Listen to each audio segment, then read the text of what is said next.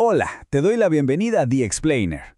Hoy vamos a meternos en un tema fascinante, cómo los números, que parecen la cosa más objetiva del mundo, muchas veces nos cuentan una historia que no es del todo cierta.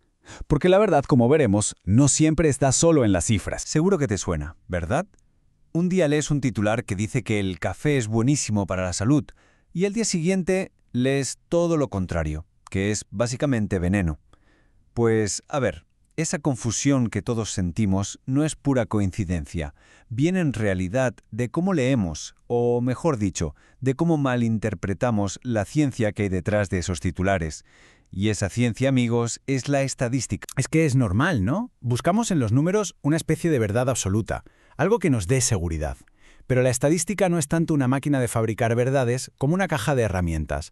Y ya sabes lo que pasa con las herramientas. Se pueden usar de maravilla o se pueden usar muy, pero que muy mal, y acabar creando una imagen de la realidad que está totalmente distorsionada. Esta cita de José Ingenieros nos pone en la pista correcta. La verdadera ciencia, la buena, no va de aplicar fórmulas a ciegas como si fueran recetas de cocina. Va de atreverse a cuestionar, de preguntarse constantemente si lo que estamos haciendo tiene lógica de verdad.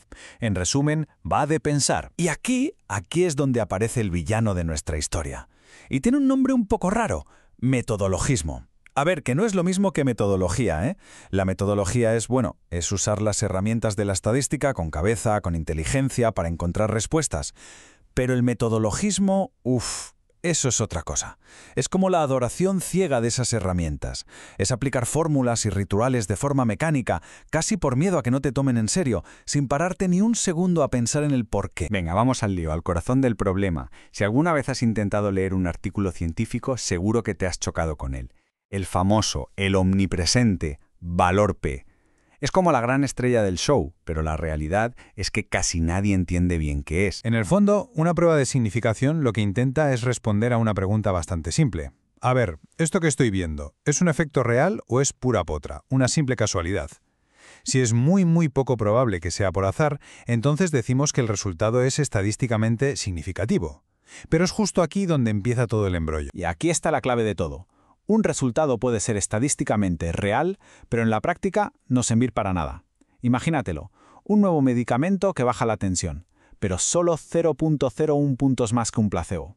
Si haces el estudio con muchísima gente, ese resultado podría ser estadísticamente significativo, pero, sinceramente, ¿a quién le importa esa diferencia tan minúscula en la vida real? Pues eso. El problema es esta obsesión con los símbolos. Como dice Feinstein, a veces parece que la ciencia se ha convertido en una especie de astrología moderna, donde unas estrellitas en una tabla deciden qué es verdad y qué no. Y mientras nos perdemos en eso, nos olvidamos de la pregunta más importante de todas. ¿Esto sirve para algo? ¿Tiene sentido en el mundo real? Y este es el número mágico, el santo grial, el P menor que 0,05. Si tu estudio consigue esto, tienes muchísimas posibilidades de que te lo publiquen. Si no, pues tu trabajo se va a un cajón. Es una regla totalmente arbitraria, que por desgracia tiene más poder sobre lo que consideramos conocimiento que el propio juicio de los científicos. Vale, vamos a ver qué pasa cuando nos tragamos estos números sin pensar. Te voy a enseñar un ejemplo real y que te va a dejar con la boca abierta de cómo un análisis estadístico que parece correcto nos puede llevar a una conclusión que es sencillamente absurda. Suena a chiste malo, ¿a que sí?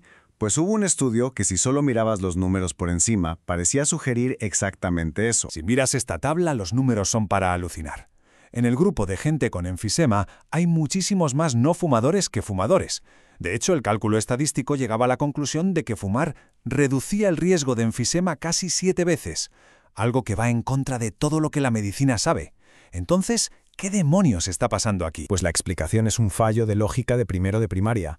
Se saltaron una regla de oro. La causa siempre tiene que venir antes que el efecto. ¿Qué pasó? Que muchísimos pacientes dejaron de fumar justo después de que les diagnosticaran el enfisema. Pero claro, cuando hicieron el estudio, a esa gente se la contó como no fumadora, creando esta ilusión estadística de que no fumar era peor. Lo del tabaco fue un caso de inversión de causalidad, pero es solo la punta del iceberg. Hay muchísimas otras trampas lógicas ahí fuera, como la falacia ecológica, que es cuando aplicamos la media de un grupo a un individuo concreto. Si no usamos el pensamiento crítico, los números nos pueden llevar por caminos muy equivocados. Entonces, la gran pregunta es, ¿hay una forma mejor de pensar sobre la evidencia? Y aquí es donde entra en juego una forma de pensar un poco diferente, la estadística bayesiana. Y no se trata de tirar todo lo demás a la basura, para nada.